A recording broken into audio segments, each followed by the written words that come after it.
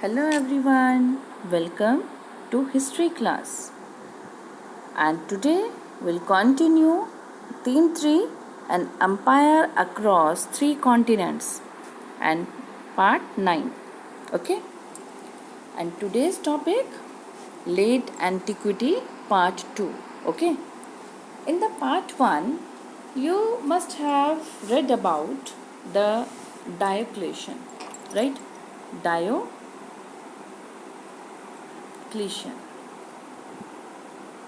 Right ये पढ़ा था आपने। और आपने देखा था कि किस तरह से उन्होंने ओवर एक्सपेंशन की वजह से वो टेरिटरीज छोड़नी शुरू कर दी थी जिनका लिटिल स्ट्रैटेजिक और इकोनॉमिक वैल्यू था, राइट। सो इन्होंने फोर्टिफाइड किए थे फ्रंटियर्स, ठीक है ना। और किस तरह से आप देख रहे थे, and here you can see innovation, ठीक है। उनके इनोवेशन के बारे में आप पढ़ रहे थे, राइट। और देयर मेन इनोवेशन जो थी वो थी मॉनेटरी स्फीयर में, राइट। जो उनकी मेन इनोवेशन थी that were in monetary sphere, मुद्रास्फीति जो बोलते हैं ना जिसको, तो उसमें उनका इनोवेशन था, राइट। उसके बारे में देखिए, हमने देखा था उन्होंने क्या किया, इंट्रोड्यूस किया अ न्यू डिनोमिनेशन, क्लियर। और वो क्या था, solids. Solids is a coin of 4.5 gram of pure gold, ठीक है। शुद्ध सोना जिसको बोलते हैं ना, 4.5 ग्राम का कॉइन होता था जिसको सॉलिडस कहा जाता था, right. And that would in fact outlast the Roman Empire itself, right. तो रोमन एम्पायर के बाद भी वो चला, को जो कॉइन था वो उसके बाद भी चला होगा, राइट। तो solidi they were minted on a very large scale, ठीक है।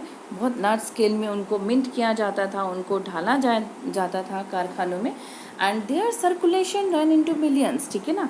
तो उनकी सर्कुलेशंस भी इस तरह से ही थी, right. And other area of innovation क्या था उनका, क्रिएशन ऑफ सेकेंड कैपिटल, ठीक है। उन्होंने क्या किया, दूसरी कैपिटल बनाई। कहाँ पे बनाई, कॉन्स्टेंटिनोपल में, क्लियर। तो ये कहाँ है, आजकल ये साइट है मॉडर्न इस्तांबुल में, right. Modern Istanbul is in Turkey and previously called Byzantium, ठीक है, टर्की। तो यहाँ ध्यान दीजिएगा आप, ठीक है। बाइजेंटियम, कॉन्स्टेंटिनोपल जो कैपिटल थी। So it is surrounded on 3 sides by the sea, ठीक है। ये जो है तीनों साइड से सी से घिरी हुई है। और जैसे कि न्यू कैपिटल को बहुत मतलब ज़रूरी होते हैं, न्यू सेनेट चाहिए। तो 4th सेंचुरी हम देखते हैं, 4th century it was a period of rapid expansion of the governing classes, ठीक है। तो यहाँ पे हम ये भी देखते हैं कि जो गवर्निंग क्लास थी इनका बहुत रैपिड एक्सपेंशन हुआ, right.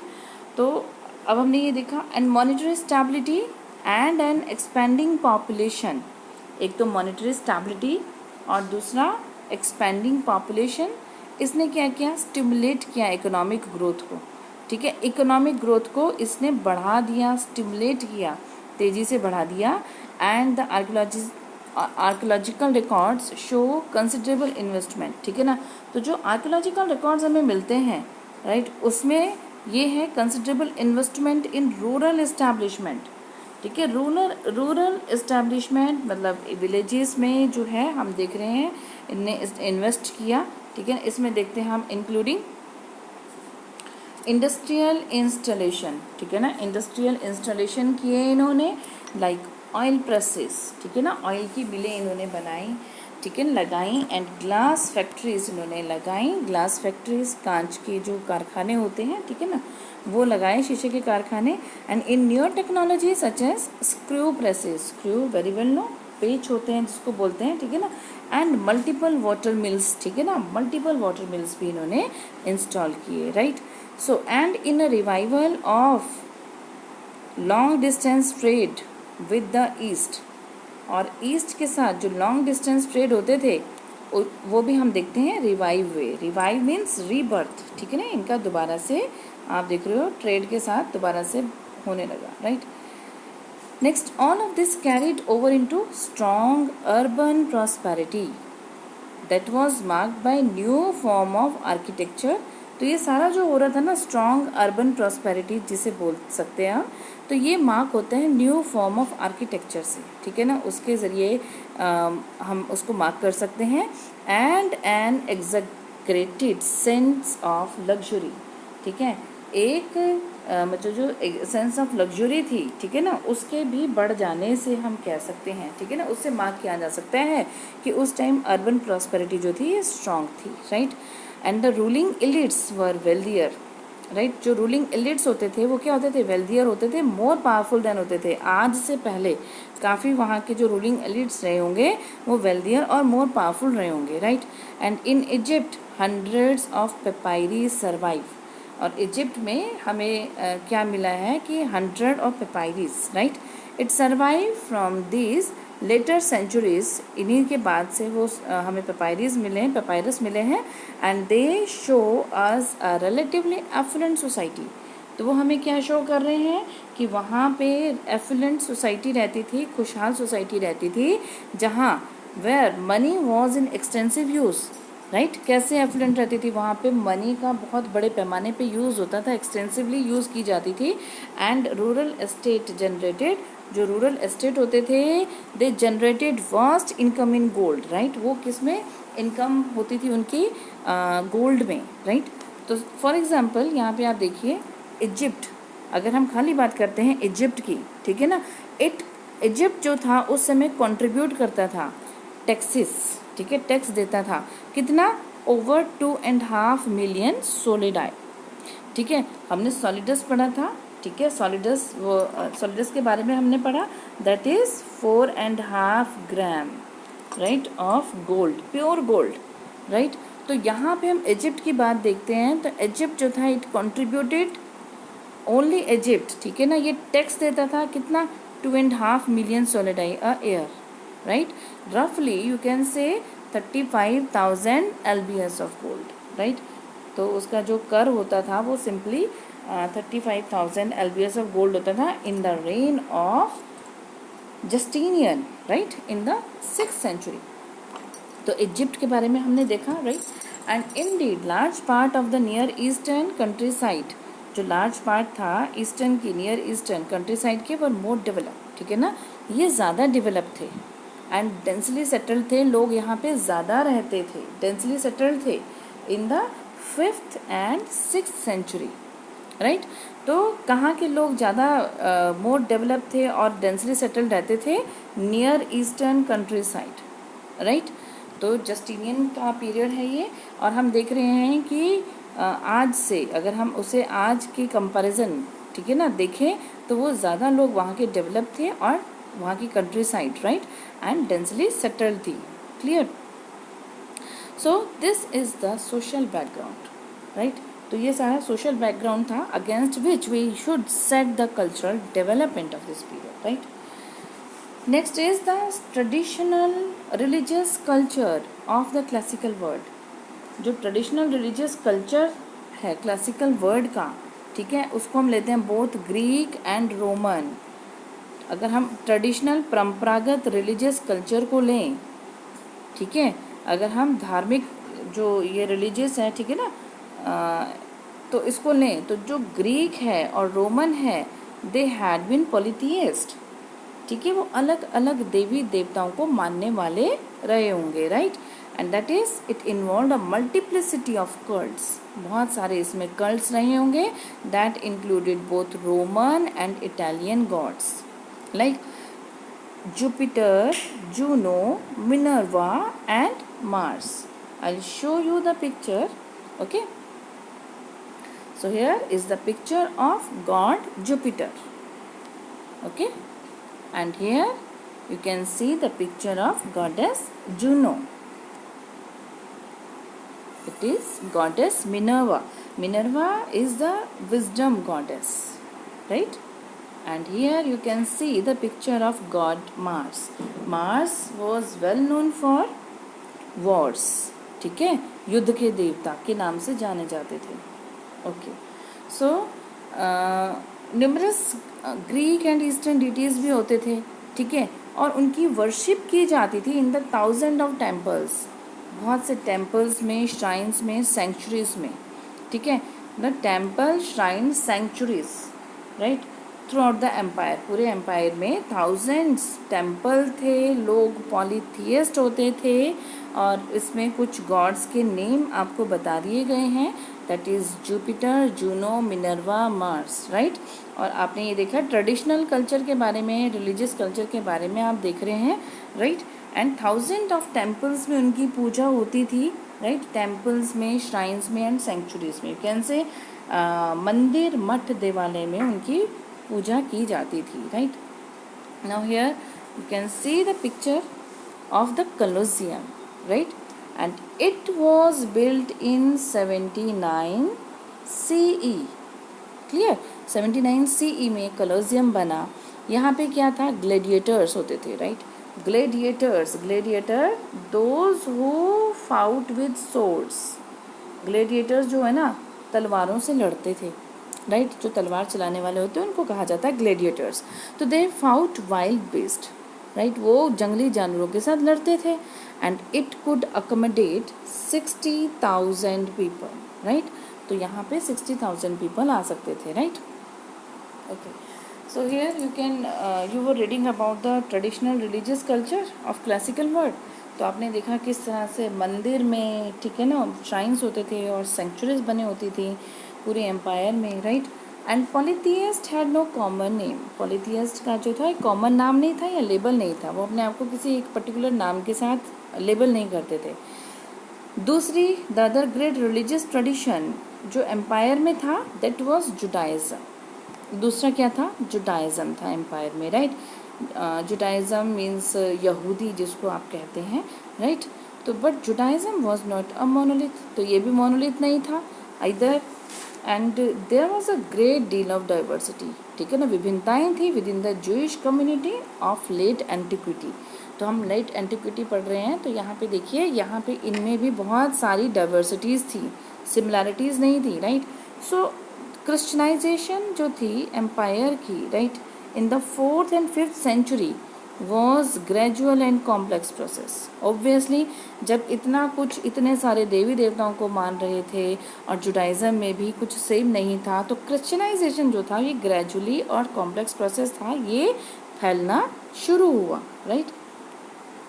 Polytheism did not disappear overnight, तो पॉलीथियज्म जो थी वो ओवरनाइट तो डिसअपियर नहीं हुई, राइट। तो हम देखते हैं कि specially in the western provinces, right, हम देखते हैं वेस्टर्न प्रोविंसेस में जहाँ क्रिश्चियन बिशप जो थे वो क्या, उन्होंने शुरू कर दिया रनिंग बैटल शुरू कर दी अगेंस्ट बिलीफ एंड प्रैक्टिसेस।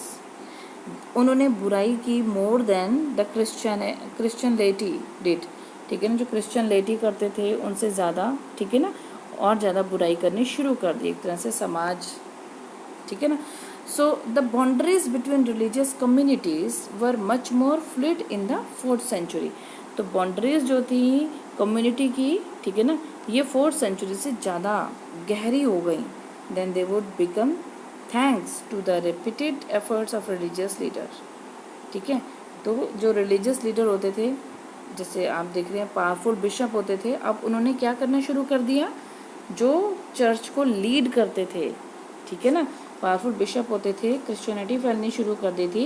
अब जो पावरफुल बिशप होते थे ये चर्च पे लीड करते थे और क्या करते थे, ये रेन इन द फॉलोवर, उनको कंट्रोल करते थे, एक तरह से करते थे, एनफोर्स करते थे more rigid set of believes and practices. उन पे बहुत अपने ही बहुत सेट ऑफ रिजिड सेट होते थे, कठोर एक तरह से set of belief and practices लागू करते थे, okay.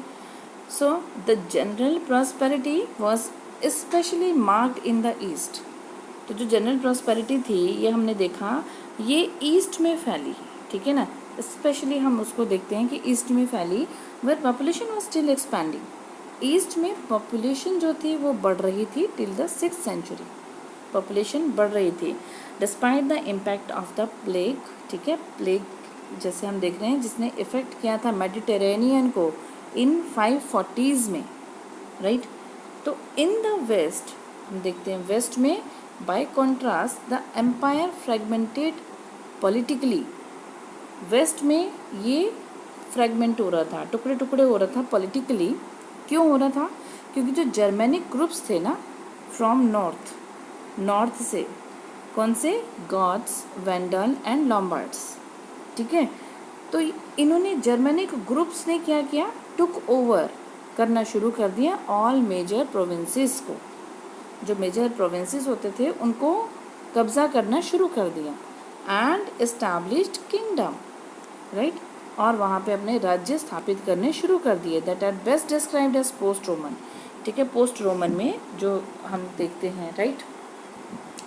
So the most important of these were, जो इनमें से इम्पॉर्टेंट थे वो कौन थे, जैसे विजिगॉथ इन स्पेन, ठीक है, जो इम्पॉर्टेंट थे विजिगॉथ से, स्पेन से।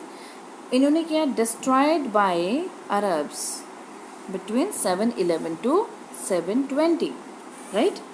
And that of Frank in Gaul, Gaul में फ्रैंक थे, right, circa 511 to 687, right. And that of Lombards in Italy, Italy में थे Lombards, right, 568 to 774, right. So these kingdoms, तो ये जो किंगडम्स थे उन्होंने बनाए थे, दे foreshadowed the beginning of a different kind of world that is usually called medieval, right। जो आपको जो हम कहते हैं ना, ये हम एंशंट पढ़ रहे हैं, इसके बाद जो था एक medieval शुरू हुआ था, उसके बाद मॉडर्न आया, राइट।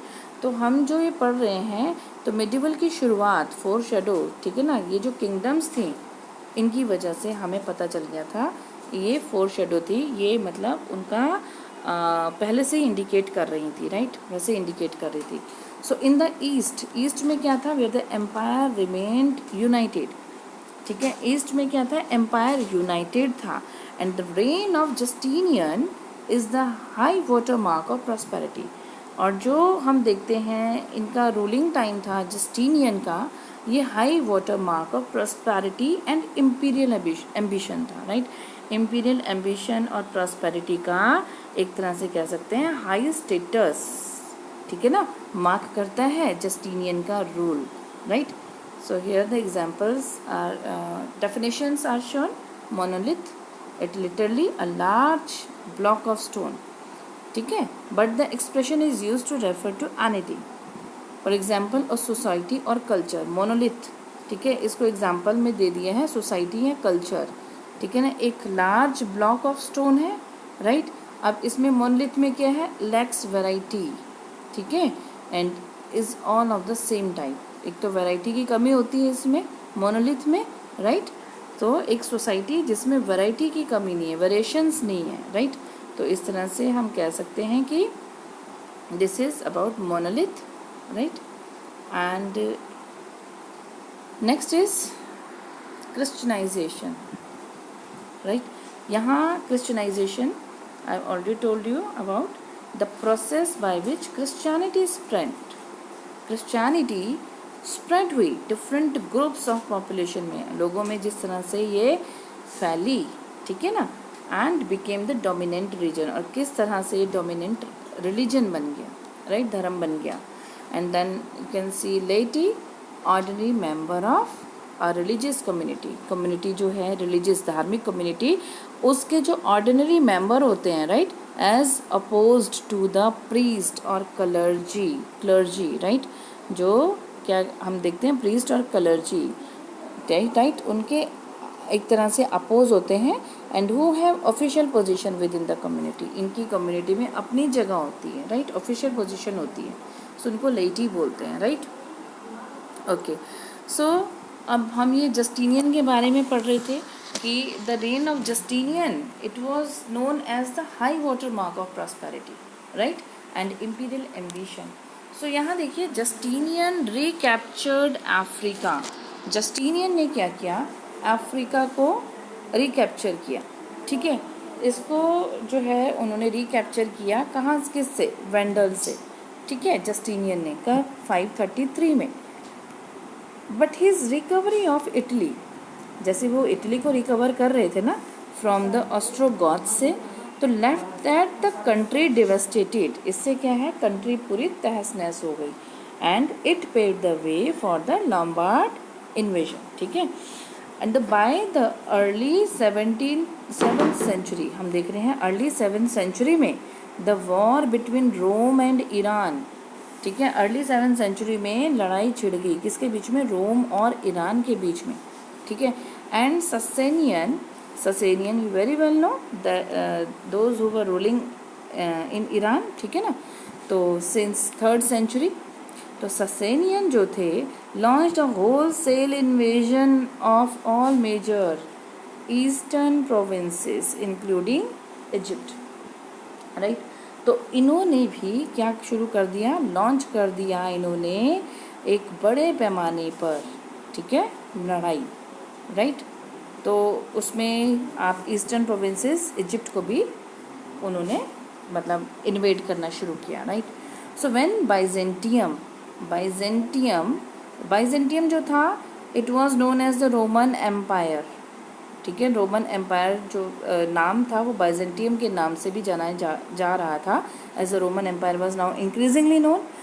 सो बाइजेंटियम ने जैसे ही रिकवर किया इन प्रोविंसेस को 620s में, राइट, तो मतलब रिकवर कर लिया, रोमन एम्पायर ने वापस अपने एरियाज ले लिए, but it was just a few year away literally from the final major blow which came. फिर एक बहुत बड़ा, जिसे फाइनल ब्लो कहते हैं, फाइनल अंतिम धक्का लगा साउथ ईस्ट से, ठीक है, जिसे वो सहन नहीं कर पाया, राइट। ओके, नेक्स्ट इज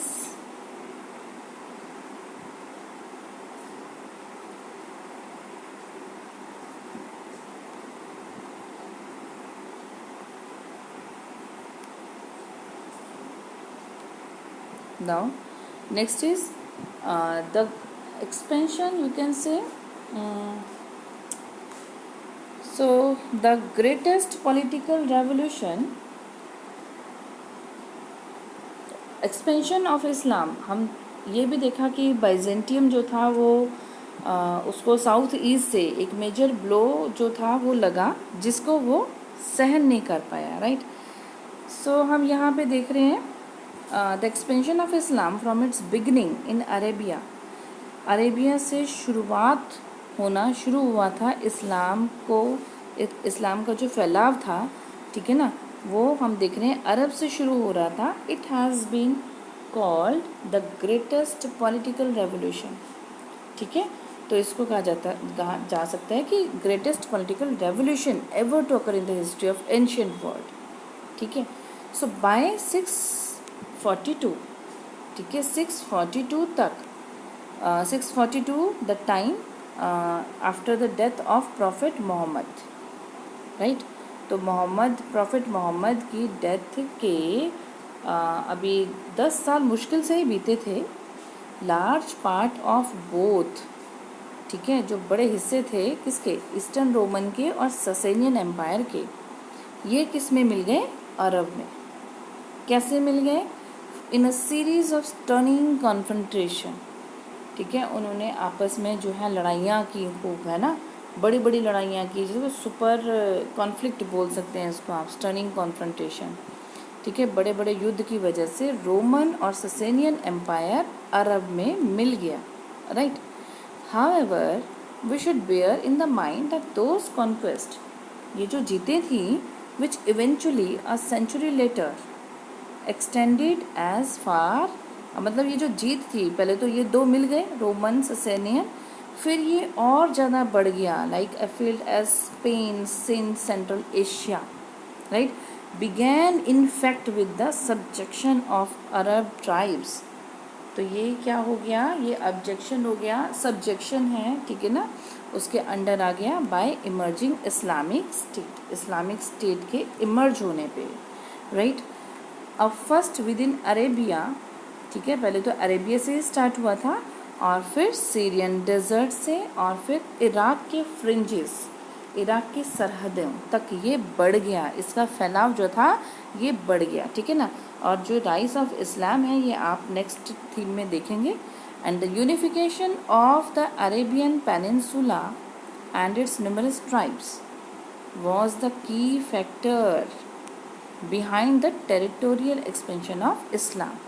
तो ये जो इस्लाम का टेरिटोरियल एक्सपेंशन है, ठीक है, हम इसको इसके बारे में अगर देखते हैं तो ये क्या है, unification, right, of Arabian peninsula और बहुत सारी ट्राइब्स को मिलके, ठीक है, यूनिफाई किया गया है। यही एक आपका देखते हुए यही रीज़न है, यही कारण है जो टेरिटोरियल एक्सपेंशन हुआ है इस्लाम का, राइट स्टूडेंट्स?